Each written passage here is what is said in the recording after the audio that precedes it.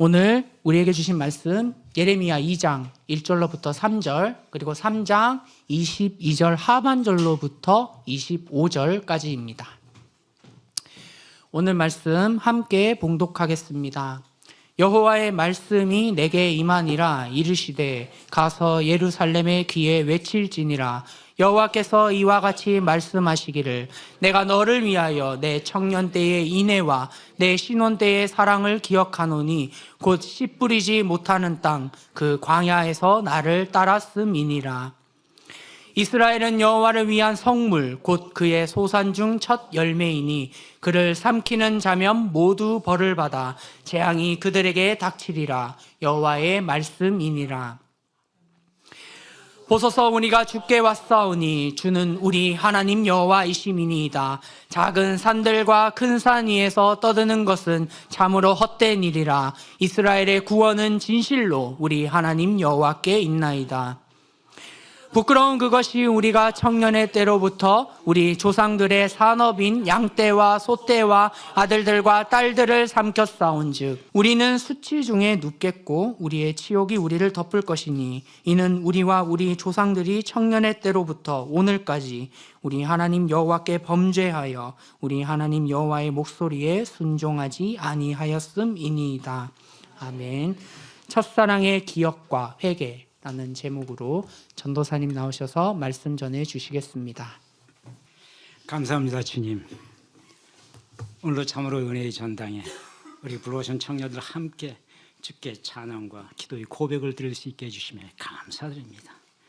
아버지, 우리 청년들이 꿈과 소망과 아버지 우리 청년들의 애환을 주님께서 보시는 줄 믿습니다. 오직 은혜로 함께 하시고 우리 청년들을 지키시며 아버지 먼 훗날 아버지 이들을 통해 복음의 사명과 복음의 확장을 위해 하나님의 귀한 사자로 쓰임받을 수 있게 하시고 하나님의 크신 은혜와 아버지 지혜와 계시 영이 우리 청년들과 함께 할 수 있게 하여 주시옵소서. 감사하며 예수 그리스도 이름으로 기도하옵나이다. 아멘.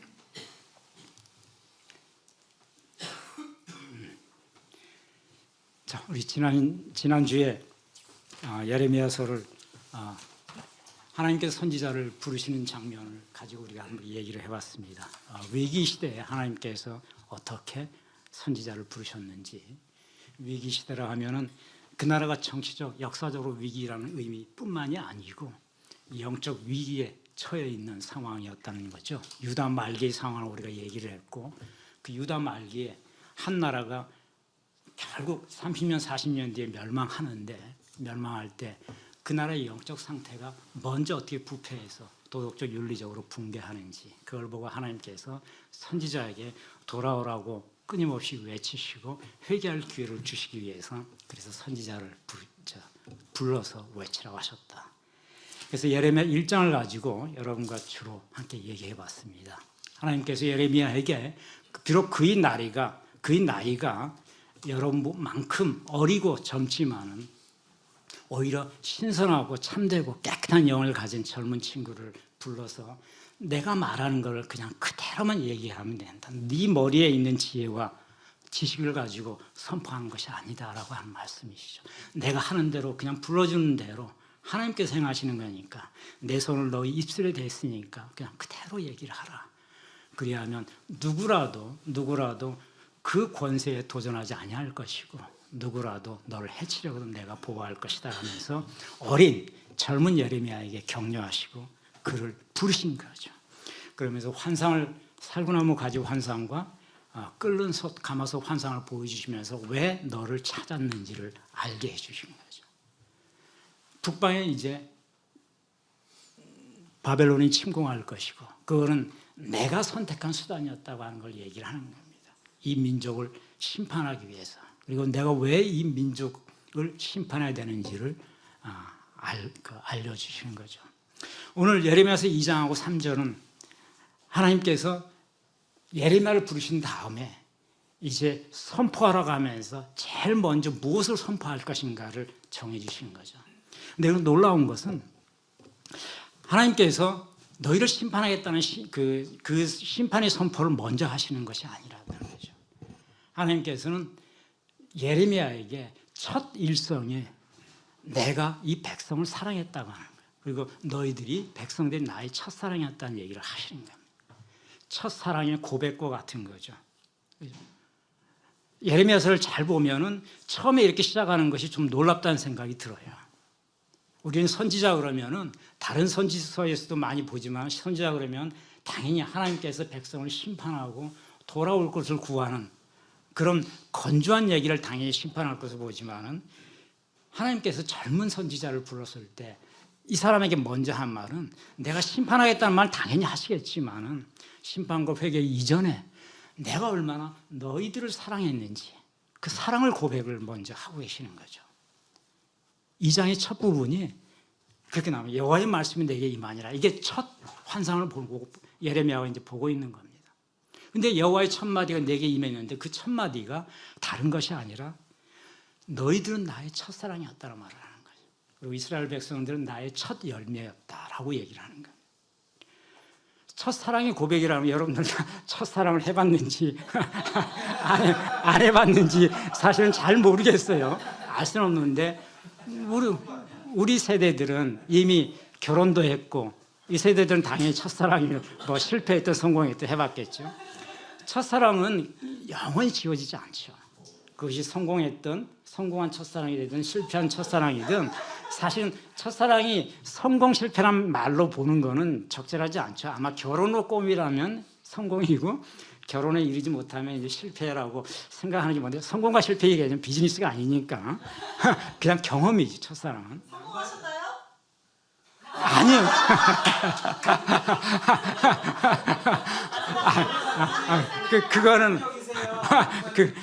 그거는 성공은 아닌데 그렇게 본다면 결혼으로 이어진 건 아니니까. 근데 그 첫사랑은 저는 굉장히 기억이 나는 게 그 첫사랑을 통해 가지고 하나님을 제가 예수님을 알게 됐다고 하는 것이 그래서 저는 이제 모태신앙이 아니고 대학에 들어간 다음에 비로소 예수님을 접하게 됐다고 얘기를 했잖아요. 그 접하게 된 계기가 그 첫사랑에 인연으로 해가지고 그 사람이 하나님 얘기를 해서 그 사람에 대한 인간적인 감정 때문에 끌려가게 된 케이스예요. 그러니까 여러분들도 그러니까 굉장히 이제 하나님의 섭리라고 하는 놀라운 건데 여러분들도 지금 젊으니까 한창 사랑을 할 나이잖아요. 한참 사랑을 할 나이에 그 사랑의 성공과 실패는 중요한 것이 아니고 저희 SI 금지예요. SI 금지예요. 애딸이 뭐야? SI 애딸이 릴레이션십 사귀는 거 금지. 응? 무슨 금지? 아니. 그러니까 이 안에서라는 얘기가 아니라 밖에서도 사회생활 안에서 하나님의 사랑받는 딸로서 또 하나님의 사랑받는 예수님의 제자로서 예수님의 자녀로서 그 모습으로 사랑을 하게 되면은 그 사랑하는 과정을 통해서 누군가는 그 사람이 예수님을 알게 될지 몰라요. 그렇잖아요. 그러니까 첫사랑은 성공과 실패가 중요한 것은 아니고 여러분들은 굉장히 귀한 근데 정말 믿음도 좋고 아름답고 귀한 이미지를 가지고 있잖아요. 정말 여러분들 영은 여러분들 스스로 그 영의 눈이 없다고 말하면 내가 못하겠는데 아주 젊어가지고 잘 모를 거예요. 근데 굉장히 깨끗해요. 정말 내가 나를 보는 거하고는 비교가 안 될 정도로 깨끗해요. 당연히 나이가 젊으니까 더 깨끗할 수밖에 없는데 비단 나이 문제가 아니고 여러분이 그만큼 예수님 앞에 나갔다는 얘기가 볼 수 있어요. 그러니까 사랑을 하더라도 예수님의 은혜를 받아가지고 하는 사랑이면은 성공 실패 관계없이 그것이 선한 영향력을 분명히 발휘할 거예요. 근데 이제 그 얘기를 하자는 건 아니고 그와 같이 첫사랑은 우리에게 죽을 때까지 잊혀지지 않는 거죠. 그러니까 하나님께서 인간의 감정으로 얘기를 하고 계신다고 하는 것이 놀라운 거예요. 지금 선지자한테 예레미야한테 얘기를 하는 것이 무섭고 근엄하고 초자연적인 메시지를 얘기하는 것이 아니고 내가 이 백성들한테 야 예레미야야 너 지금 한 20살 정도밖에 안 된 청춘인데 첫사랑은 알 거예요. 아마 그런 감정은 그죠? 사랑의 감정을 얘기하고 있는 거죠. 그러니까 그게 참 놀라운 거죠. 하나님께서 선지자에게 내가 얼마나 이 백성을 사랑했는지 그 감정을 좀 토로하고 있는 거예요.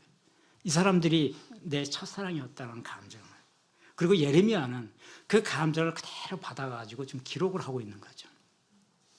예레미야가 아마 저 같은 나이가 많이 들었으려면 하나님께서 그 얘기를 하면은 아이 뭐 주책이야 하면서 그런 식으로 치고 했을지 모르죠. 하나님 절대 진리 다른 거 그런 거 얘기하시고 그러니까 이제 우리 나이 얘기할 수 있는 건 아니고 뭐 이런 식으로 했을지 모르겠는데 예레미야는 젊은 청춘에 하나님 마음을 그대로 이제 받은 거죠. 하나님께서 말씀하신 첫사랑의 얘기를 그대로 받아서 아마 기록을 했겠죠. 그래서 예레미야서가 좀 독특한 부분이 있다고 한다면은 선지자가 하는 그 선지적인 내용이 말씀이 지극히 인간적인 감정에 비유해서 그 감정 그대로를 토로하고 있다. 그러니까 하나님께서 화를 낼 때는 화를 내고 있고 하나님께서 감정을 고백할 때는 그냥 있는 그대로 그걸 받아서 쓰는 것과 같이 그렇게 말씀을 하고 있죠. 그 하나님께서 그렇게 얘기를 하는 거죠. 너희가 씨 뿌리지 못하는 땅, 그 광야에서 나를 따랐다라고 하는 얘기를 하시잖아요. 그죠? 2절에 씨 뿌리지 못하는 땅, 광야라고 하는 삭막하고 거칠고 농사질 수 없는 그 땅에서 너희가 나를 따랐다. 하나님 그때 너희가 첫사랑이라고 이런 것을 나는 알았다고 얘기하는 거죠. 근데 이게 놀라운 말씀이 이스라엘 백성들이 광야에서 하나님을 따를 때도 이들은 맨날 불평과 불만에 쩔어 있었잖아요.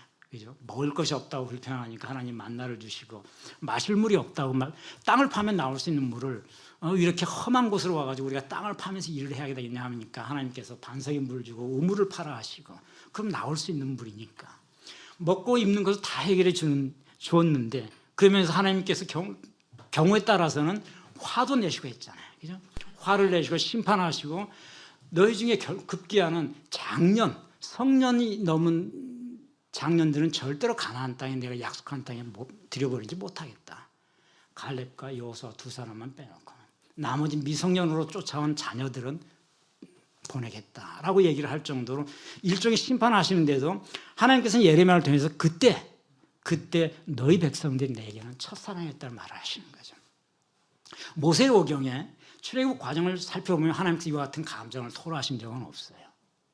백성들이 불평불만할 때 이 백성은 패역한 백성이라고 하면서 모세를 보면서 혼을 내고 그죠?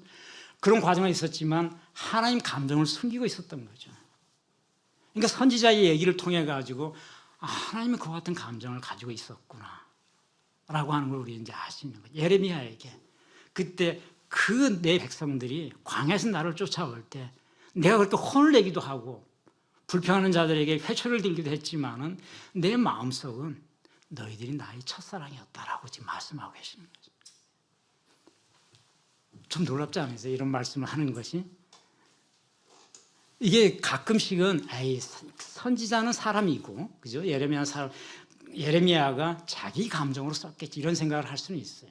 근데 그렇게 보면 이제 우리 성경을 불신하게 되는 거죠. 예레미야가 자기 감정을 그냥 가질 수 있는 게 아니죠.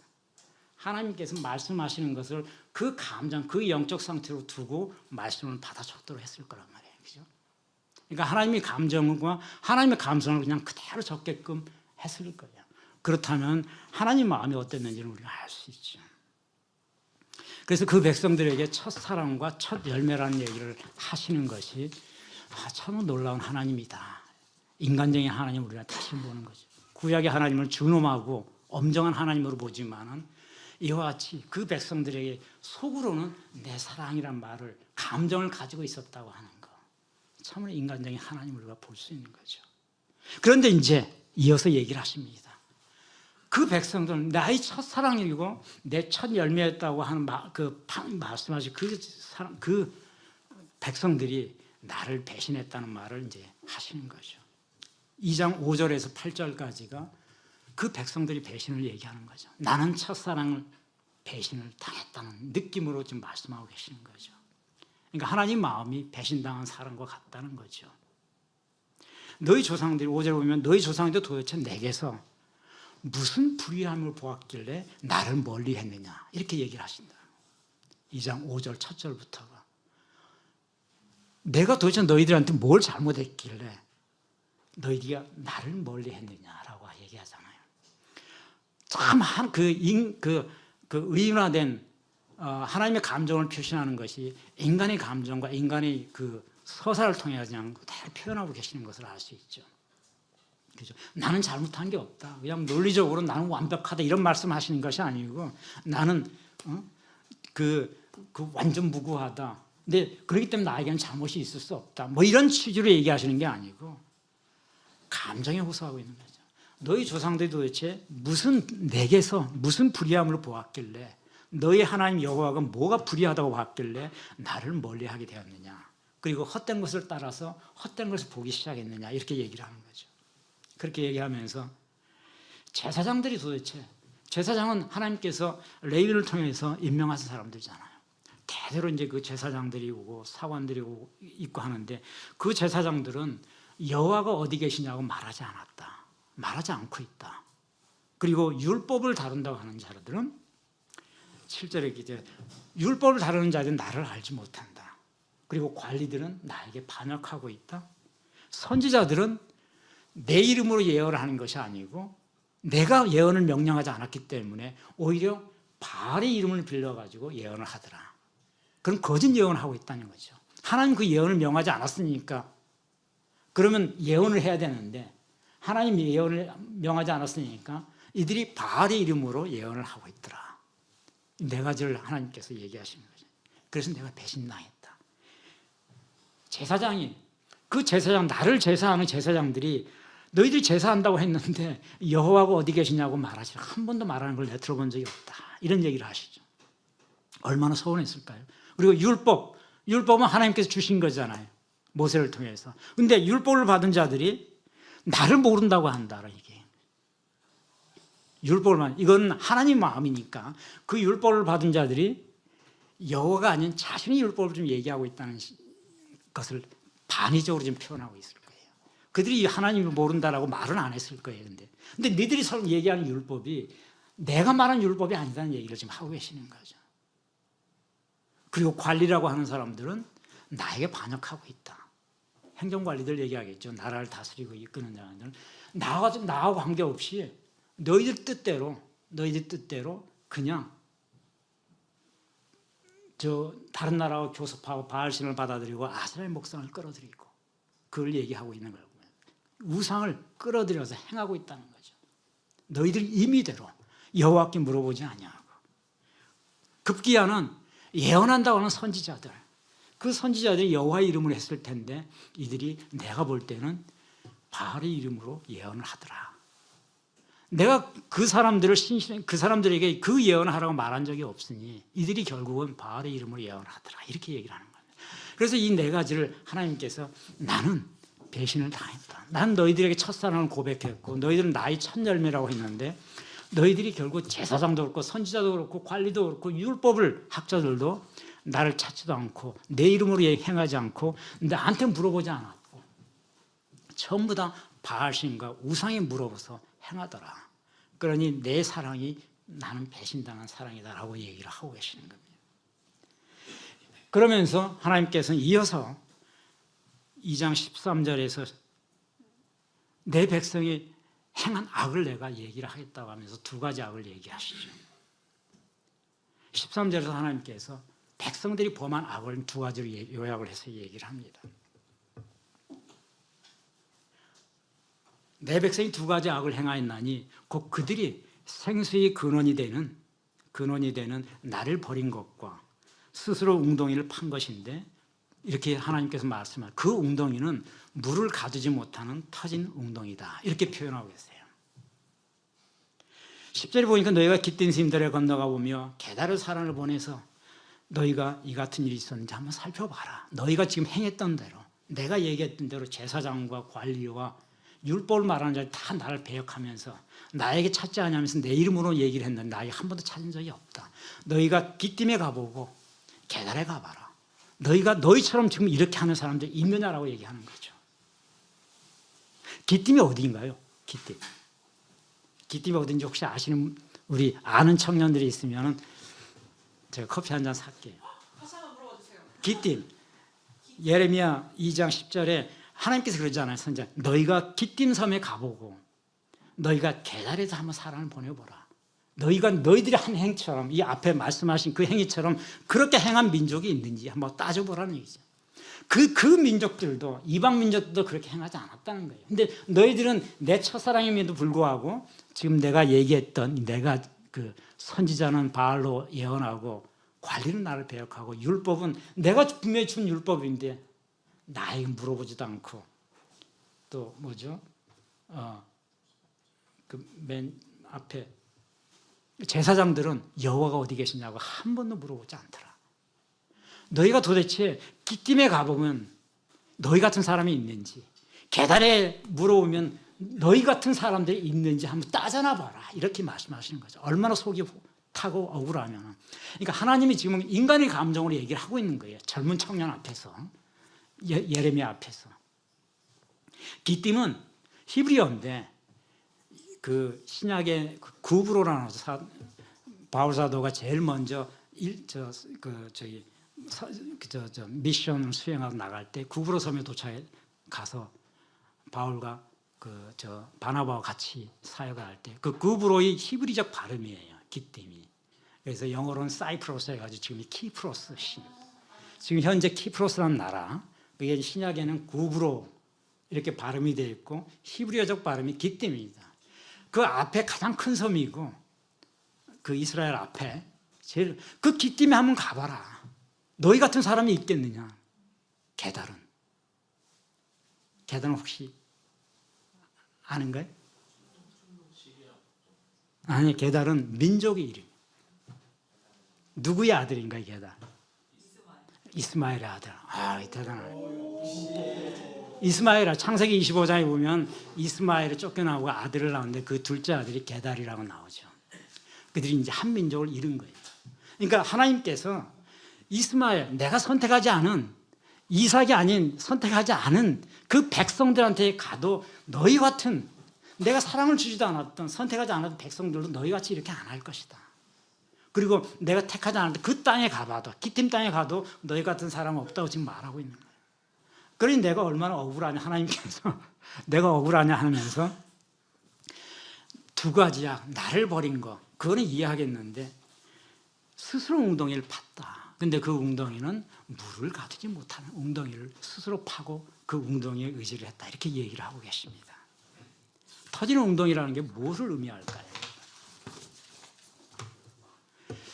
터지는 웅덩이는 두 가지 의미를 가지고 영적인 측면에서 비유가 있고 또 한 측면에서는 실제적으로 역사적으로 하나님께서 이 말씀을 하시는 이유가 있죠. 먼저 하나님께서 말씀하신 터지는 웅덩이가 무엇을 얘기하고자 하는 것인지 역사적 상황을 우리가 한번 볼 필요는 있어요.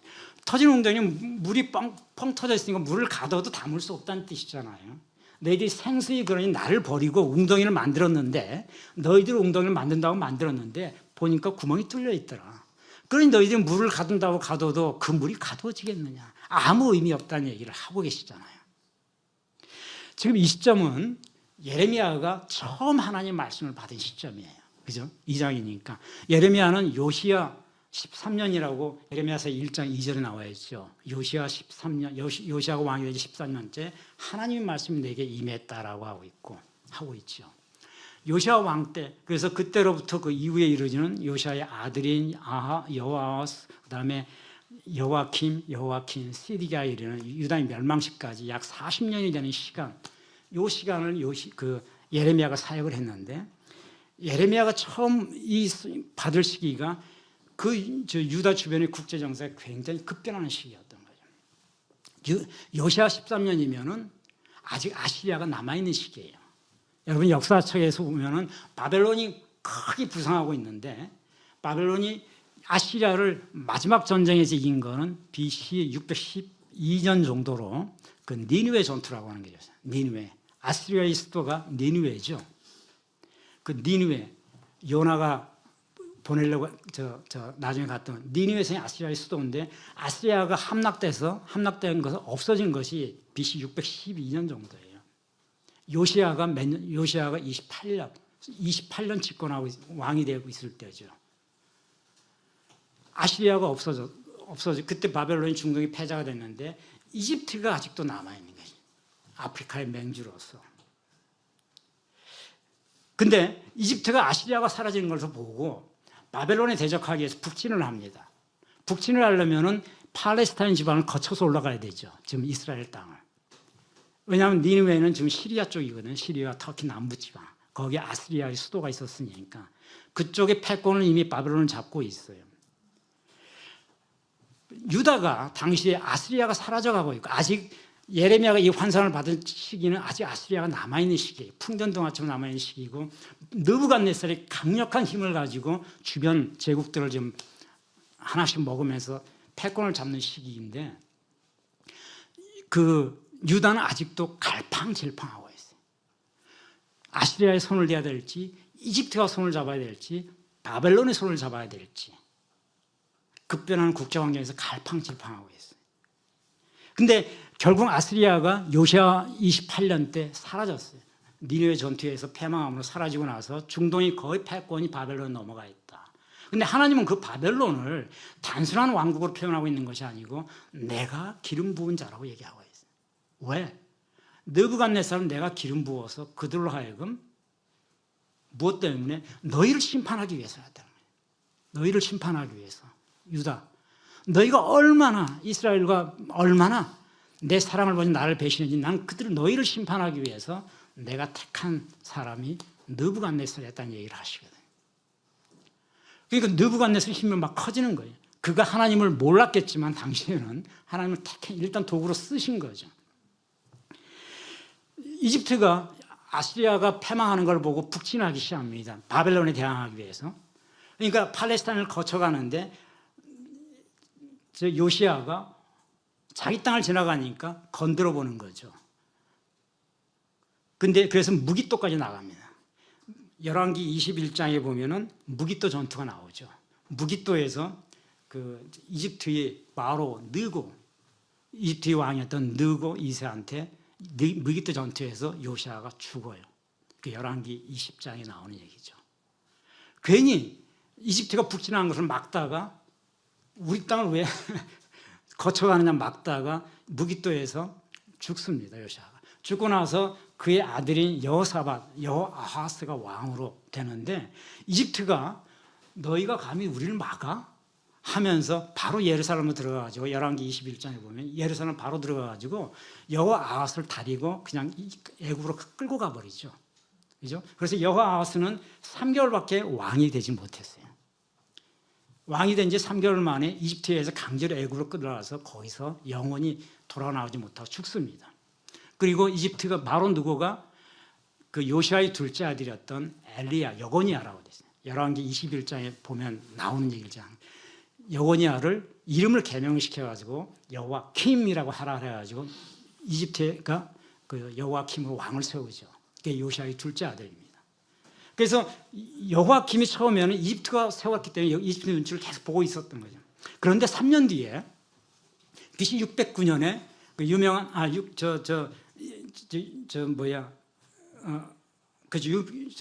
유명한 칼그미스 전투라고 하는 게 역사서에 나오죠. 에레미야 46장에 보면은 하나님께서 갈그미스에서 애굽이 이스라엘 이 바벨론에 패할 것이라는 얘기를 예언하고 있어요. 에레미야 46장 보면은 제가 한번 읽어줄게요. 46장 2절에 하나님께서는 지금 알려주고 있는 겁니다. 유다 예레미야를 통해서 너희들이 어떻게 해야 될지를. 46장 2절을 보면은 이렇게 되어 있어요. 애굽에 관한 것이라. 애굽에 관한 예언을 지금 에레미야가 하고 있어요.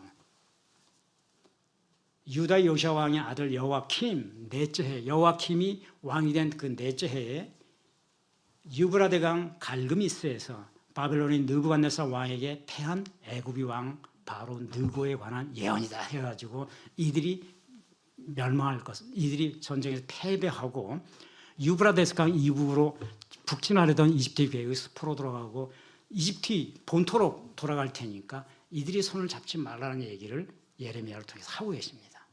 46장의 내용이 전부 그거예요. 이집트는 이렇게 될 거다. 그러니 이집트의 손을 잡지 말고 바벨론 내가 그들을 택했기 때문에 그들을 원치 않든 내가 너희들이 그 패역한 우상숭배에 대한 너희들이 거기에 대해서 내가 심판할 수밖에 없어서 그들을 키웠기 때문에 바로 이집트에게 손잡지 말고 그냥 바벨론의 손을 잡아라. 그리고 회개하라는 얘기를 계속 하고 계시는 거죠. 그런데 이 말뜻을 이해를 못해요. 그래서 여호야킴이 이집트의 손을 잡습니다. 예레미야가 예언을 함에도 불구하고 선지자의 예를 듣지 않고 이집트의 손을 잡아요. 잡으니까 BC 605년에 느부갓네살이 유다를 치죠. 유다를 들어와 가지고 이집트 세력을 다 쫓아내버리고 감히 중동의 패권이 지금 바벨론 넘어가 있는데 너희가 이집트의 손을 잡아? 지역 맹주라 할지라도 그건 안 돼 해가지고 인지를 데리고 그 여호야킴이 맹세를 받고 충성하기 때문에 맹세를 받고 근데 믿을 수 없으니까 인지를 데려가죠. 그 데려간 인질이 다니엘, 사드락, 메삭, 아벤느고라고 하는 네 어린 아이들을 데려가죠.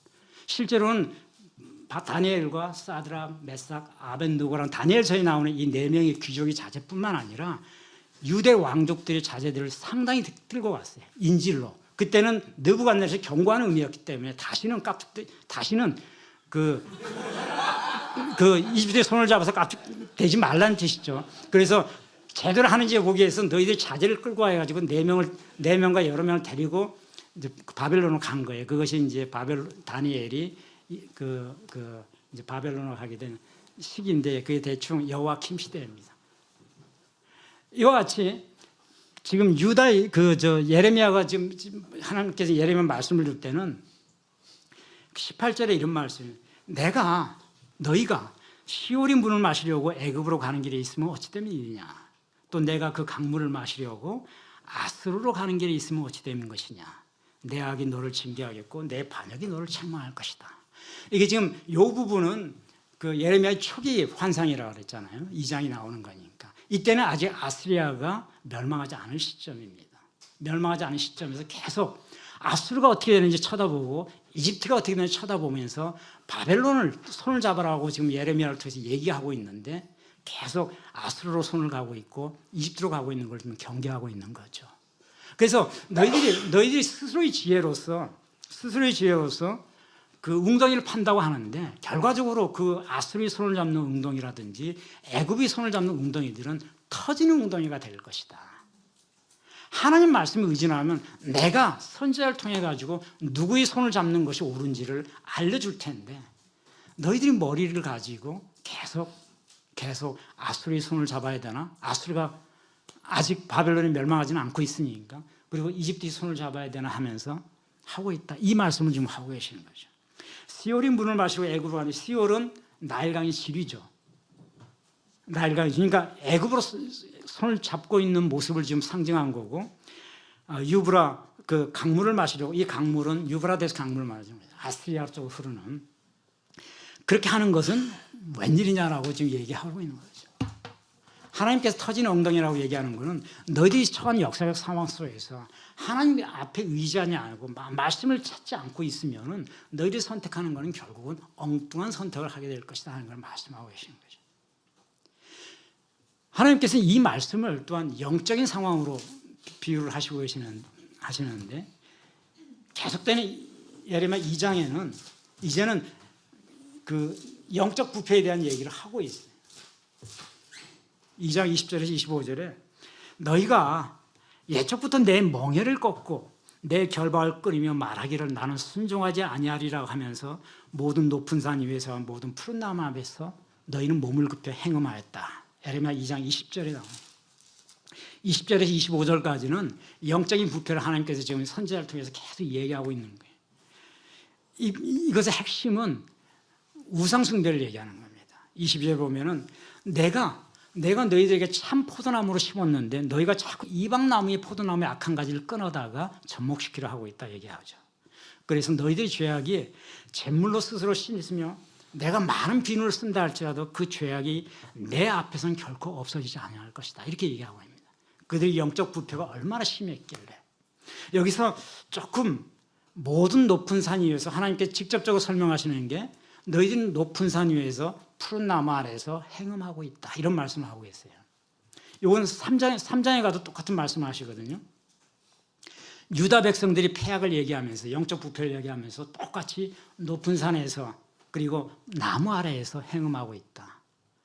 이건 어떤 상황을 얘기하는 건지 잘 혹시 여러분 떠오르는 게 있나요? 높은 산과 푸른 나무를, 이건 비유로서 하신 말씀이에요. 하나님께서 비유로서 하신, 무엇을 생각하고 비유하신 것인지 떠오르는 게 있으면은 대단한 능력. 높은 산은 이 뒷장에 나오겠지만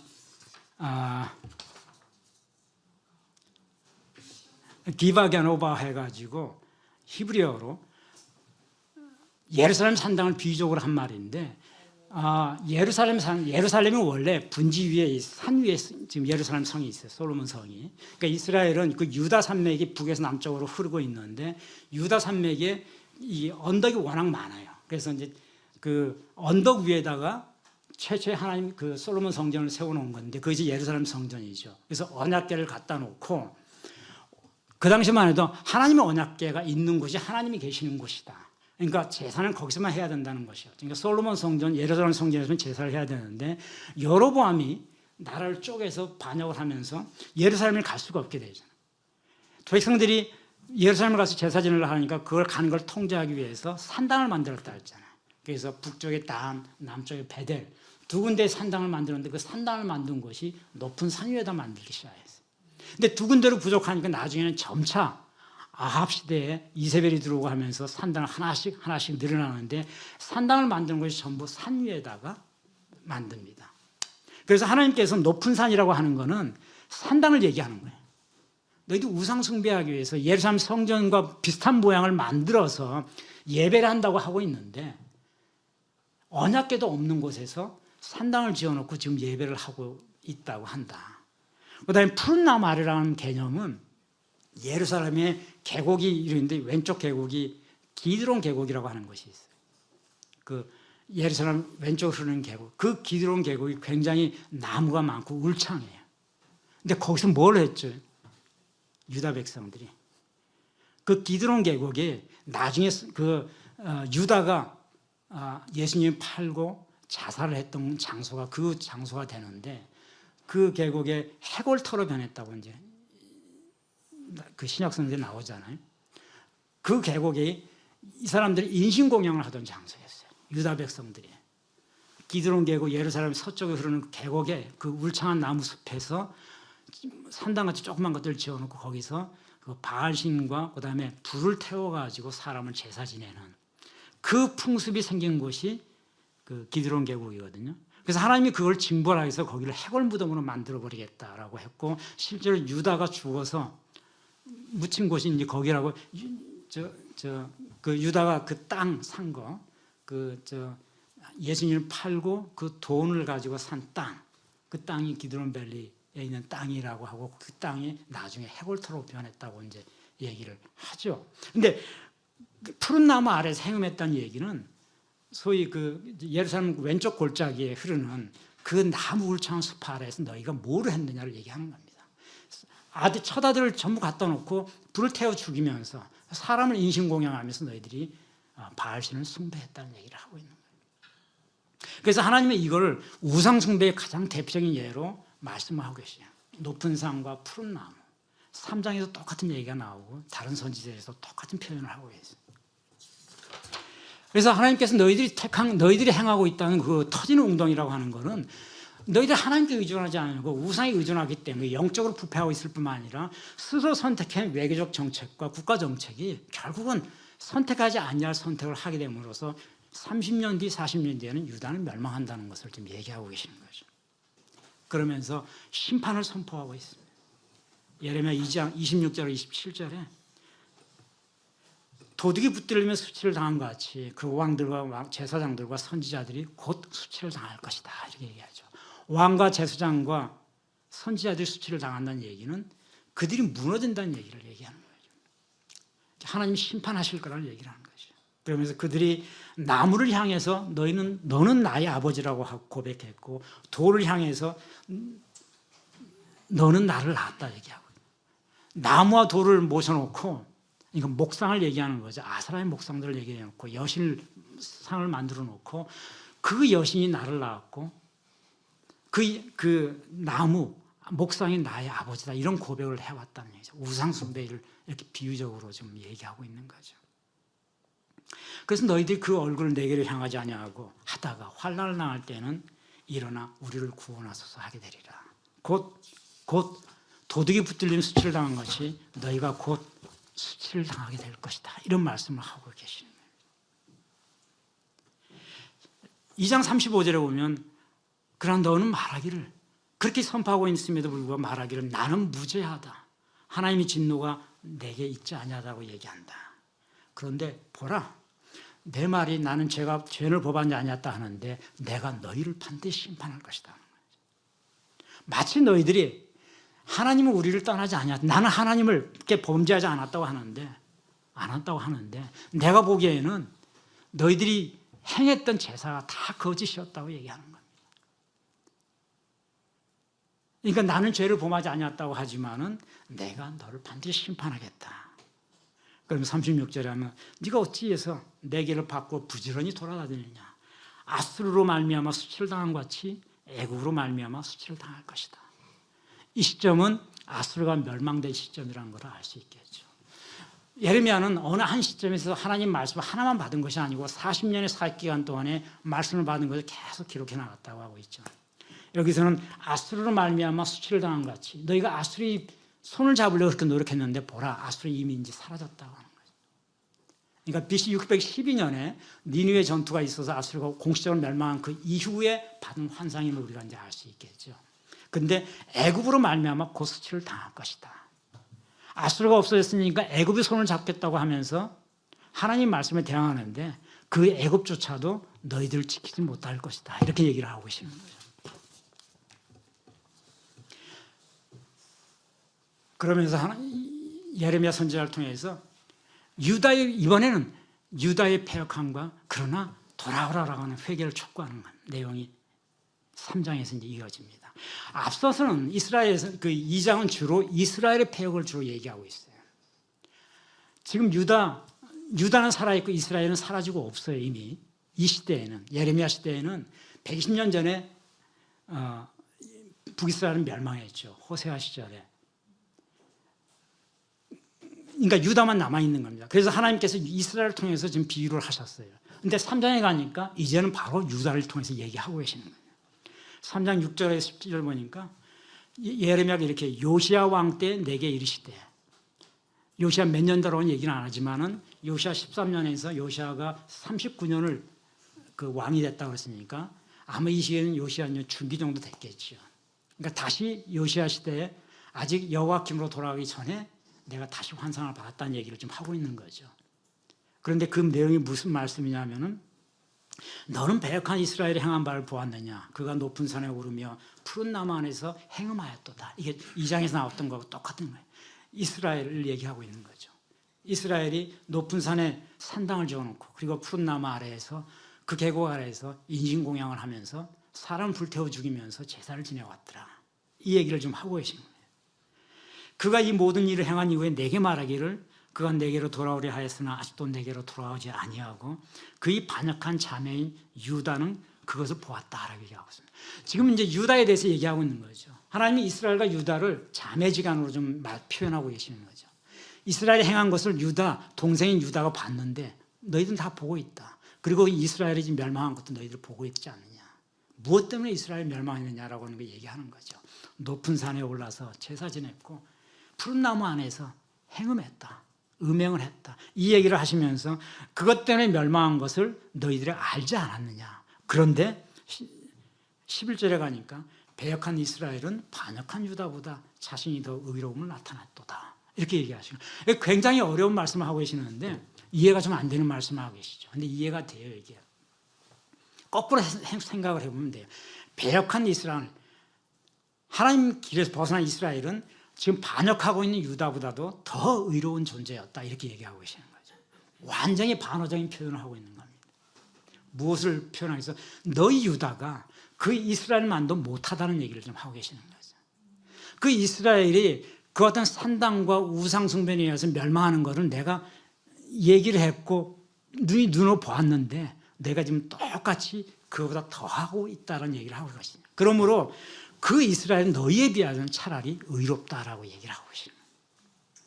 11절의 말씀은 반어적인 표현입니다. 그 이스라엘이 유다보다도 의롭다는 얘기는 그 멸망한 이스라엘이 차라리 너희보다도 의롭다고 하시는 거니까 너희는 얼마나 그 이스라엘보다 더 못하느냐, 이스라엘보다 더 얼마나 내게서 떠났는지를 좀 얘기를 하고 있는 거죠. 이 높은 산 푸른 나무는 앞서 제가 말씀드렸듯이 히브리어로 게바게보하라고 하는 거는 산당이 있던 곳을 얘기하는 거고, 푸른 나무 아래 에슬라네, 이거는 그 나무 아래에서 인신공양을 했던 장소입니다. 그러면서 이스라엘의 패망을 보고도 회개하고 돌아오지 않는 유다를 더 지금 질타하고 계시는 거죠. 거기서 없어진 이스라엘이 너희보다 더 의롭다는 말을 하고 계시는 정도니까. 이렇게 말씀하시면서 하나님께서는 유다에게 돌아오라고 얘기하시는 거죠. 이 모든 말씀을 하시면서 예레미야 3장 12절에서 18절까지 돌아오라고 다시 초청합니다. 회개하라는 얘기를 하고 계시는 거죠. 회개와 회복으로 초청하고 계시죠. 심판하기 이전에 다시 돌아올 수 있는 기회를 허락하고 있는 거예요. 예레미야에게 이렇게 얘기합니다. 너는 가서 북쪽을 향해서 이 말을 선포하라. 지금 내가 하는 말을 북쪽을 향해 선포하라. 배역한 이스라엘아 돌아오라. 나의 노한 얼굴은 너에게 향하지 아니하고 나는 긍휼이 있는 자니까 더 이상 노를 품지 않겠다, 이렇게 얘기하시죠. 그리고 돌아와서는 너희는 너희 죄를 자복하라. 배역한 자식들아 돌아오라. 나는 너희 남편이다, 이런 얘기를 하고 계신 거예요. 하나님께서 예레미야에게 북쪽을 향해 가서 선포하라는 이런 말씀을 하시는 거죠. 지금은 이제 그동안 첫사랑이었는데 너희들은 나를 배반해서 내 상처가 크다는 것을 얘기하셨고, 너희들은 얼마나 우상숭배와 내가 하는 말을 따르지 아니하고 엉뚱한 길로만 걸어갔는지를 지금 얘기하고 계시는 거죠. 그렇지만은 반드시 심판하겠지만 아직은 기회가 있으니 돌아오라는 얘기를 하시는데, 북쪽을 향해서 이 말을 선포하라고 얘기합니다. 지금 예레미야는 어디에 있죠? 예루살렘에 있어요. 예루살렘에 있는데, 북쪽이라고 하면 사라진 나라, 이제 두 가지 의미로 신학자들은 보는데, 첫 번째는 북쪽을 향하러 가라는 얘기는, 북쪽을 향해 보라는 얘기는 이스라엘, 북쪽에는 이스라엘이 있잖아요. 그죠? 사라진 나라 이스라엘이, 사마리아가 있었던 것이죠. 예루살렘보다 북쪽에 있고 먼저 없어진. 그러니까 지금 이스라엘 백성 중에 유다, 남아있는 유다 예루살렘은 유다 지파 11지파, 12지파 중에 한 지파가 만든 나라고 11개의 지파가 여로보암을 따라가지고 만든 나라가 이스라엘이었죠. 근데 그 나라는 120년 전에 이미 사라지고 없어요. 호세아 시절에. 그러니까 근데 그 유민들은 남아있는 거죠. 11지파가 아직도 남아서 거기서 살고 있어요. 바벨론 땅에서 지금 살고 있는 거죠. 그러니까 바벨론이 아시라를 점령하고 나라를 없애버렸기 때문에, 유다도 이스라엘도 없애버렸기 때문에 결국은 바벨론의 속국이 되어 있는 상태에서 살고 있는 거죠. 이스라엘 백성들을 향해 가지고 말하라, 이렇게 해서 해석하는 사람도 있고, 북쪽을 향하라는 말이, 북쪽에서 결국은 누군가 올 것이다, 침공할 것이다, 너희들 미래, 너희들 운명을 가진 자가 북쪽에서 내려오니까 북쪽을 향해서 회개하라, 이런 말씀을 해석하는 사람들이 있어요. 이거는 뭐 어느 것이라고 말할 수 없는, 여러분이 주님께서 주시는 마음으로 그냥 해석하고 받아들이면 되는 거예요. 하나님께서 예레미야에게는 북쪽을 향해서 이 말을 선포하라고 얘기를 하고 있죠. 지금 배역한 이스라엘아 돌아오라, 이렇게 얘기를 하면서 하나님은 너희들에게 더 이상 내가 긍휼을 품고 더 이상 진노하지 않겠다는 얘기를 하시죠. 그러면서 돌아오라, 배역한 자식들아, 이렇게 합니다. 돌아오라는 얘기는 히브리어로 슈바님, 셔바비, 이렇게 배역한 자식들아 돌아오라. 슈브는 길을 바꾸라는 뜻인데, 인생의 방향과 사고를 전환하라는 뜻으로 쓰여진 히브리어 단어예요. 슈브. 그러니까 돌아오라는 얘기는 지금까지 살던 방향, 인생의 방향을 완전히 바꾸라는 취지죠. 하나님께서 너희들이 살았던 건, 너희들이 지냈던 건 내가 얘기했던 건 너무나 다르다. 우상의 바알과 우상 숭배했던 그 모습에서 돌아와라, 이렇게 얘기를 하고 있는 거예요. 이 부분의 핵심은 배역한 자식들아 돌아와라, 이 말씀인 거죠. 거듭 하나님께서 돌아오라, 이 두 번에 걸쳐서 얘기하잖아요. 그죠? 이스라엘 예레미야 3장에 그냥 돌아오라는 말을 한 번만 하는 게 아니고 배역한 자식들아 돌아오라. 거듭 돌아오라는 얘기를 하는 거는 돌아오면은 살 길이 주어진다는 얘기를 좀 하고 계시는 거죠. 돌아올 기회를 여전히 남겨놓고 있는 겁니다. 아마도 역사 속에서는 이미 실현되지는 않았지만은 느부갓네살은 우리 예레미야서에 보면은 하나님이 택했다라고 분명히 얘기하고 있어요. 열왕기에도 그렇게 택했고 믿든 믿지 않든 무엇으로 하나님이 도구로 심판할 도구로 심판하기 위해서는 칼이 있어야 되겠죠. 심판의 수단으로 바벨론을 택했다고 분명히 말씀하고 있기 때문에 하나님 택한 바벨론이 유다는 멸망시키지 않을 수 있도록 마음을 회복시킬 수 있었을 거예요. 충분히. 근데 너희들이 돌아오지 않았다는 거죠. 돌아오지 않음으로 인해 가지고 심판의 계획대로 갈 수밖에 없었다는 거죠. 이 부분에서 하나님께서 말씀하시는 게 이스라엘 백성들 돌아오라고 하면서 두 가지를 얘기하시죠. 돌아오면 내가 어떻게 하겠다? 내가 더 이상 진노를 품지 않겠다라는 얘기를 하시면서 예레미야 3장 15절, 16절, 17절, 18절에는 두 가지 약속을 주시죠. 마음에 합한 목자를 다시 주겠다 이런 얘기를 하십니다. 그리고 너희가 다시는 언약궤를 찾지 아니할 것이고 언약궤를 만들 필요도 없을 것이고 언약궤를 기억하지 아니할 것이고 다시는 구하지 아니할 것이다 이렇게 얘기를 합니다. 이게 무슨 말일까? 언약궤를 찾지 아니하고 언약궤를 기억하지 아니하고 언약궤를 만들지 아니할 것이다. 굉장히 놀라운 말씀이 지금까지 신앙의 패턴을 완전히 바꾸시겠다는 거죠. 왜냐하면 지금까지는 하나님께서 구약은 하나님이 계시는 곳은 언약궤였던 것이죠. 그러니까 하나님은 자기가 계시는 곳에서만 예배를 허락하도록 했던 것이죠. 그래서 예루살렘 성전 거기다 솔로몬이 언약궤를 갖다 놓고 거기서 지금까지는 그 제사를 지냈던 거죠.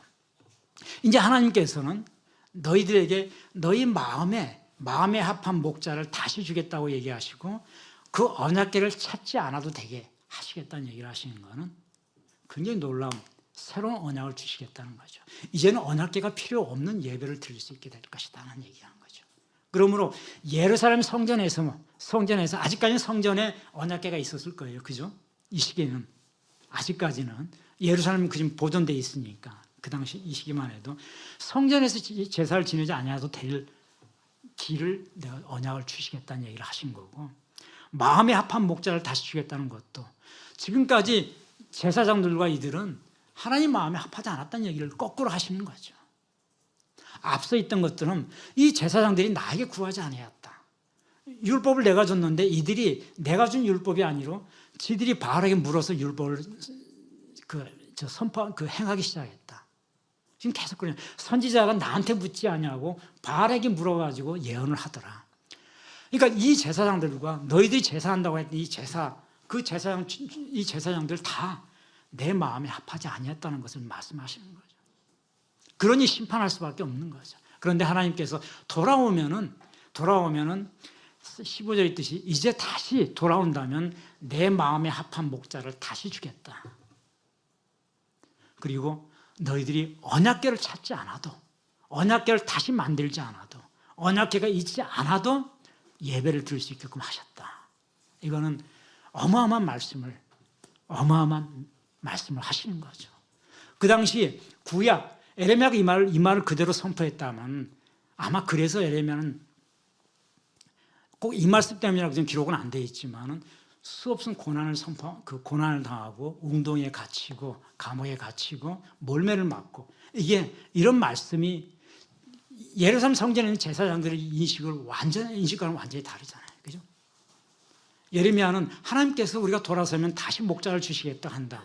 그럼 지금 예루살렘 성전에 있는 130여 명의 제사장들은 무엇이지? 하는 얘기를 할 거고 하나님께서 우리에게 언약궤를 다시 없어도 된다고 하는 그 예배를 주시겠다고 한다. 그러면 예루살렘 성전 여기 아닌 곳에서 제사 지내면 되는 건가? 하는 얘기를 하실 거예요. 그러므로 예루살렘 성전에 있던 백병이 묻는 제사장과 왕은 예레미야를 거짓 선지자로 볼 수밖에 없겠죠. 근데 하나님께서 이 말씀을 선포하라고 지금 예레미야한테 얘기를 하고 있는 거죠. 기존의 율법과 기존의 의식을 모두 거두겠다는 말씀이신 거죠. 너희들이 행했던 것은 내 뜻이 아닌 것으로 다 받아들이고 그들이 했던 제사는 전부 형식적인 제사였다라고 얘기하는 것과 똑같은 겁니다. 그리고 내가 받지 않았다. 그러므로 메시아라는 말을 분명히 하고 있지는 않지만은 하나님은 새로운 목자를 주시겠다라고 하는 말씀을 분명히 하고 있다. 마지막으로 하나님께서 그러시면서 회개하라고 하는 회개의 고백을 원하시는 말씀을 하시죠. 3장의 마지막이 진실한 회개를 구하고 있는 겁니다. 3장 23절에서 25절까지 예레미야가 회개하는 내용이 되죠. 보소서 우리가 주께 왔사오니 주는 우리 하나님 여호와십니다. 이렇게 고백을 하면서 작은 산과 큰 산 위에 떠드는 것은 참으로 헛된 일임을 고백합니다. 이스라엘 구원은 진실로 우리 하나님 여호와께 있나이다. 이렇게 얘기를 합니다.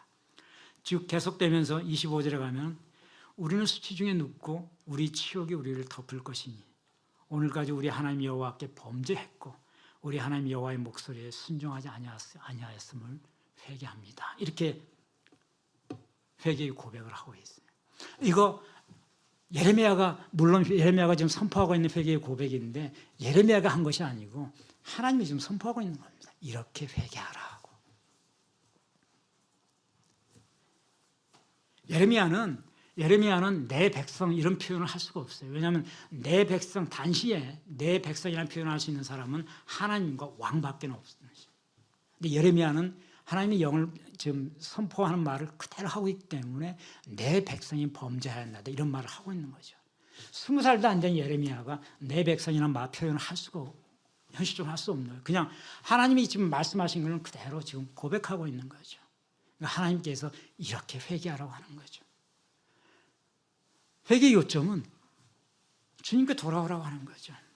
지금까지 너희 백성들이 작은 산과 큰 산 위에 떠들던 거, 그 산당과 인신공양하던 그 제사, 그 나무 아래에서 떠들던 것들이 전부 헛된 것임을 인정하라. 그리고 내게 돌아오라고 하면서 그 우상이 얼마나 험한 것인지를 고백하지 아니하면 그 회개가 아니라는 얘기를 하는 거죠. 너희들이 가장 큰 죄악이 하나님은 두 개로 얘기하는 거죠. 우상. 내가 그토록 금지했던 우상을 따라왔다. 그리고 그 우상을 따르지 말라고 해서 내가 계속 경고를 했는데 그 말을 따르지 아니하였다. 불순종했다고 하는 거죠. 그거를 범죄함으로 예레미야는 지금 고백하고 있는 겁니다. 그러므로 하나님께서는 다른 회개를 요구하는 것이 아니고 하나님께 돌아오되 지금까지 우상에 절했던 그 범죄함과 그리고 하나님께서 그걸 금지시키고 계속 경고를 수없이 했음에도 불구하고 예레미야 이전에 앞서의 많은 선지자를 통해 가지고 계속 선포했음에도 불구하고 그 목소리를 따르지 아니하면서 우상을 근절시키지 않았다. 결국은 하나님 그 음성에 순종하지 않았다는 거죠. 이거를 고백하라라고 얘기하는 거예요. 불순종을 고백하라. 이것이 진정한 회개다라고 얘기하는 거죠. 오늘 예레미야를 통해 가지고 오늘 말씀드린 거는 예레미야의 초기 환상입니다. 지금 예레미야 52장에 이르는 예레미야 예언이 쭉 있지만은 이것이 시대적으로 정확하게 역사적으로 지금 편집되어 있지는 않아요. 중간중간 보면은 시대와 역사가 거꾸로 있는 것도 있지만 그거는 편집자들이 그렇게 편집을 한 거고 주제별로 편집을 했기 때문에 예레미야는 그 당시 상황에서 지금 하나님 말씀을 받아서 어딘가 지금 기록을 해놓은 거죠. 그죠? 그대로. 그 시점이 몇 년, 몇 월, 며칠인지는 모르죠. 그거는. 다만 예레미야가 자기가 최초로 하나님 말씀을 받은 시기를 명백히 하고 있고 마지막으로 자기가 하나님 말씀 마지막으로 받은 것을 명백히 하고 있고 그 사이가 약 40년 시간이 흐른 것으로 소요되는 것을 봐가지고 예레미야 그리고 받은 예언의 내용이 역사적 순서와 비춰봤을 때 초기에 예레미야 말씀을 받은 초기에 오늘 그 받은 말씀드릴 가능성이 크다고 하는 것은 우리가 알 수 있죠. 초기에 하나님께서 계속 이로 약 35년 뒤에 유다는 멸망하지만 느부갓네살에서 결국은 심판을 받지만은 하나님 30년 40년 뒤에 유다가 사라지기 전에 마지막으로 계속 회개를 요구하고 있는 거죠. 꼭 예레미야만 이 시기에 있었던 건 아니고 여호와김 시대에서 하박국을 통해서 또 한 번 메시지를 주죠. 그죠? 예레미야 시기 직전에 미가 선지자를 통해서 또 메시지를 주십니다. 끝없이 하나님은 큰 선지자, 작은 선지자, 뭐 이건 사람이 크기가 아니기보다는 기록을 많이 남긴 사람, 그러니까 하나님 말씀 받은 걸 많이 남긴 사람, 적게 받은 사람, 뭐 그랬다가 대선지자, 소선지 나누긴 하지만은 계속 선지자를 통해 가지고 메시지를 선포하고 있죠. 왜냐하면 그 선지자는 사람이기 때문에 그가 선포할 수 있는 곳은 예루살렘이라든지 지역이 조금만 이동이 불안전했던 곳이기 때문에 하나님은 동시에 몇 사람의 선지자를 각지로 보내가지고 계속 말씀을 선포하고 있어요. 근데 놀라운 거는 예레미야가 선포한 내용, 하박국이 선포한 내용, 미가가 얘기한 내용 다 하나님의 입장에 보면 주제가 같아요. 회개하라는 거예요. 그리고 심판하겠다고 하는 거예요. 심판하겠다는 얘기는 무엇인가 잘못이 있다는 얘기고 그 잘못은 끊임없는 바알신든 우상숭배를 지적하고 있는 거죠. 그리고 하나님 말씀에서 떠나 있는 거. 심지어는 하나님께 예레미야서는 좀 더 구체적으로 바벨론하고 손을 잡아라 라는 얘기까지 하고 있어요. 바벨론 손 잡아서 바벨론이 떠날 때 그 떠나라. 그럼 70년 뒤에 돌아오게 할 것이다. 그런데 떠나지 않고 에집트로 그 도망을 가면은 반드시 멸할 것이라는 말씀을 하죠. 근데 이집트로 가요, 실제로. 많은 백성들이. 예레미야도 이집트로 강제로 끌려가죠. 그리고 돌아오지 못합니다. 역사 속에서는 돌아오지 못해요, 이제. 끌려간 사람. 근데 바벨론으로 간 사람들은 70년 만에 돌아오죠. 그 후손들이. 하나님 그 과정까지도 지금 구체적으로 예언을 해주시고 말씀을 선포하고 있죠. 우리는 오늘 지금 그 부분까지 나가지는 않았지만 2장 3장만 봤지만은 하나님께서 섬세하게 하나님 말씀에 귀를 기울여라. 힘들고 어려운 시기일수록 정적 격변기에 나라가 없어져가는 시기에 영적으로 타락이 극심한 시기에 하나님 더욱더 절실하게 이 백성을 구하기 위해서 지금 선지자를 보내고 있고 그렇기 때문에 더 말씀을 붙잡아라라고 얘기를 하고 계시는 거죠.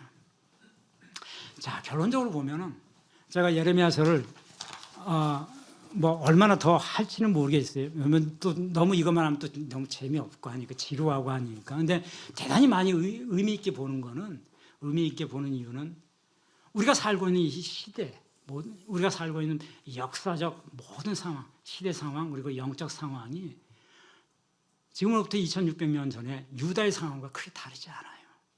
저는 특히 영적인 상황을 많이 지켜보고 있는 건데 영적 부패, 영적 타락은 우리가 눈으로 보이지는 않습니다.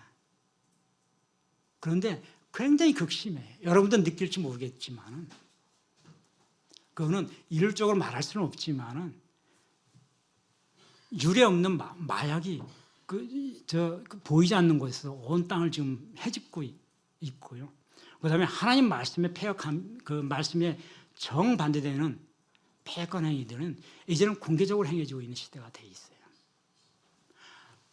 이것이 위기인지 아닌지 알 수는 없지만 영적으로 어마어마하게 지금 타락해 있다.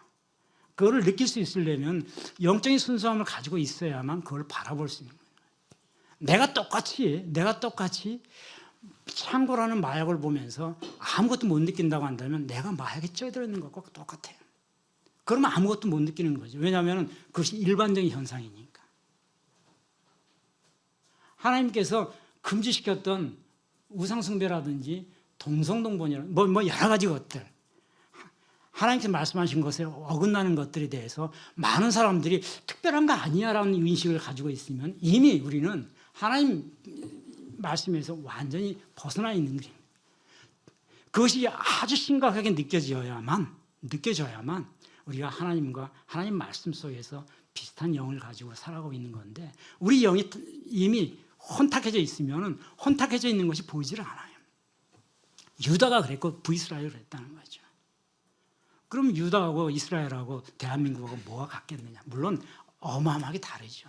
근데 한 나라가 위기 상황에 처해지는 거는 역사적인 정치적인 상황은 우리가 신문 보도를 다 볼 수 있지만 그건 우리가 얘기하기 좀 적절하지는 않지만 영적인 상황은 눈에 보이지 않기 때문에 왜 성경을 통해서 교훈을 항상 얻어야 된다는 얘기를 하는 거예요. 심할 때 영적 부패가 심해져 있을 때 교회가 제 역할을 못하고 있을 때 이때도 이 시기에도 똑같았을 거라고요. 그죠? 예레미야가 예루살렘 제사장들 130명과 붙어가지고 하나님 말씀을 전하고 여호와킴한테 선포하는 장면이 예레미야서 32장에 보면 나와요. 하나니아라고.